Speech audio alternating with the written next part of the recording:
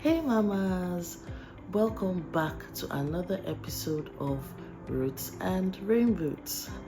Today's episode is a bit of a heart check, a reflection, and a little bit of therapy too.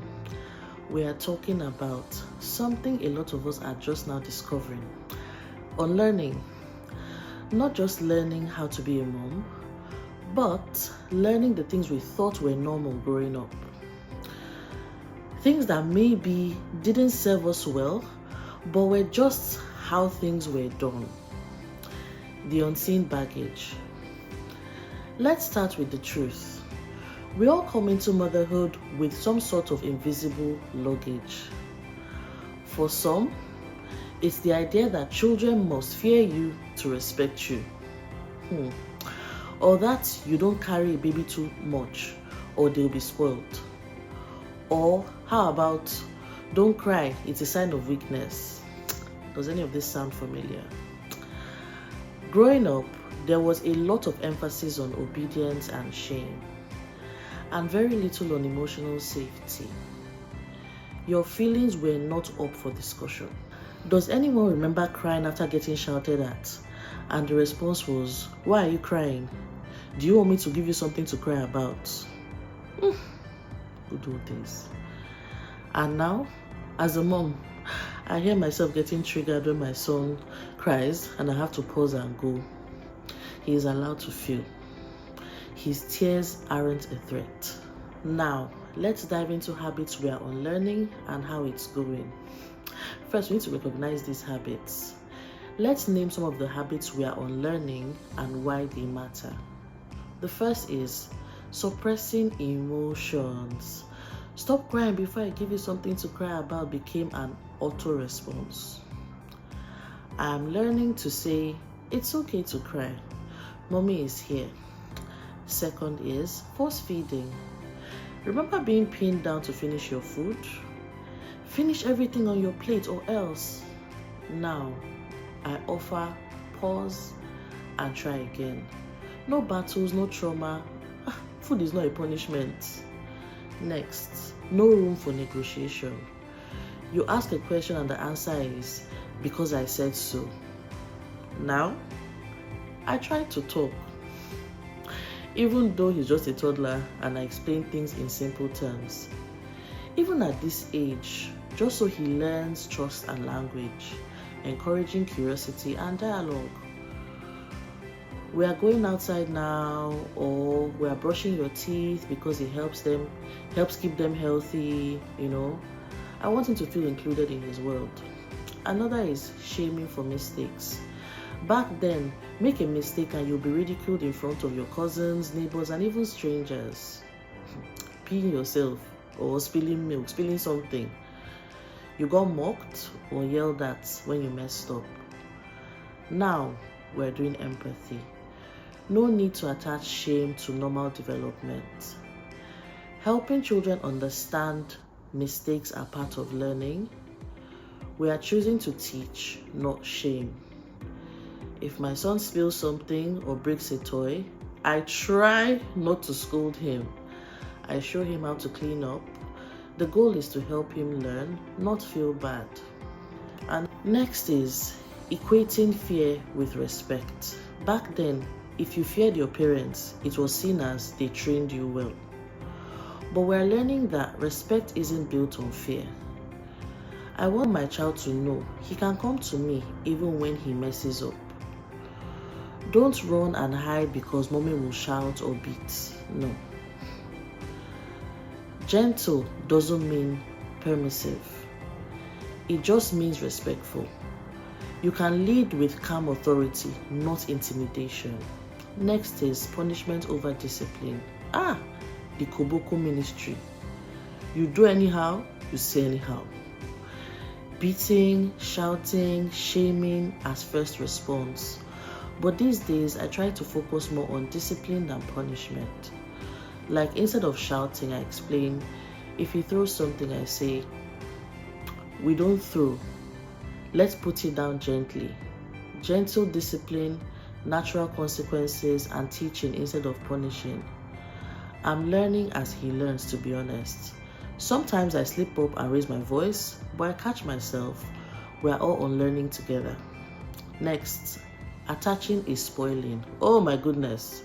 The number of times I heard, don't carry that baby too much, you'll spoil him.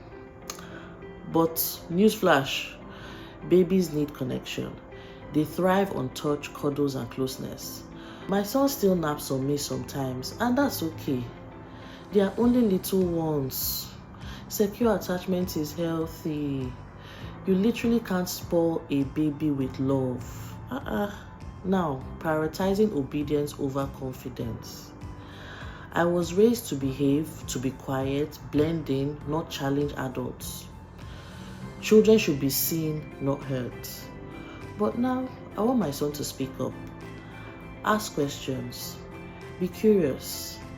If I say something and he says why, I try not to take it as disrespect. He's learning. I want him to know his voice matters. Encouraging kids to speak up, ask questions, express themselves. Now, ignoring mental health. This one is big. I remember once saying I felt overwhelmed, and the response I got was, "You are not depressed, you are just tired. Go and sleep." We don't say things like that anymore. At least we try not to. Postpartum was hard. There were days I cried, days I felt like I was failing, days I felt lonely, and I am so grateful for mom groups and sister friends that helped me push through. Normalizing conversations about mental health for moms and kids. Mental health is health. Next is overemphasizing milestones. You know those people who will say, she's not crawling yet. My baby was walking at 7 months. I've told you guys this story before now, like it's a competition. We are not doing that anymore, please. Every child develops differently. No rush, no shame. My son took his time to crawl, and that's okay. We are focused on growth and not the speed. Now, where it came from. So this is not about blaming our parents, not at all. They were doing their best with what they knew. They were parenting in survival mode, often in hard economic or societal conditions. Discipline was often about protecting you from the world.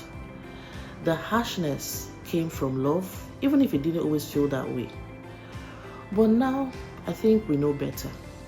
And we owe it to our kids and ourselves to do better. Reparenting while parenting. One thing I didn't expect was how parenting would dig up my own childhood wounds. I started asking, why do I feel guilty when I rest? Why do I feel the need to prove I am a good mom by being exhausted?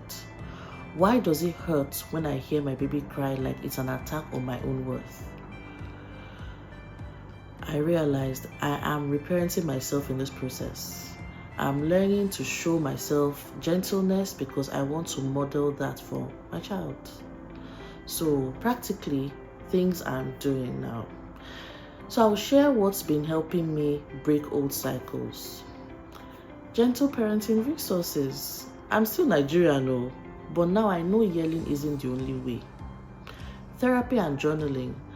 I name the habits and I trace them to the root. Community chats. Find other moms who get it, who say, yeah, same, they feel the same way. Pausing before reacting, that's a win for me. Even when I mess up, I own it and I apologize. Affirmations and boundaries, both for me and my little one. So, to wrap this up, it's hard, you guys. Some days, I still catch myself sounding like an old Nigerian auntie if I hear Pim. But I'm learning to laugh, adjust, and try again. We're not perfect, and we're not meant to be. We're just moms trying to raise healthy, kind, emotionally aware humans, and that starts with us. So yeah, that's the tea for today. We are unlearning, relearning, and showing up every day to do it better. It's not always easy. Sometimes we slip into default settings, but the beauty is our children give us a fresh start every single day. If you've been working on unlearning any of these two, drop a comment, share your experience. Let's build this village of intentional moms together. What parenting habits are you unlearning? That's one. And what do you want to pass on to your child? And what are you leaving behind? And if you're watching and you're thinking, I still struggle with some of these, you are not alone. We are all here. One day at a time, Mama. Thanks for being here. Subscribe, like, share with your fellow Nigerian mamas, diaspora mamas, parents who need this reminder. Sending love from Roots and Rainbows, where heritage meets healing. Until next time, keep rooting and growing. Bye.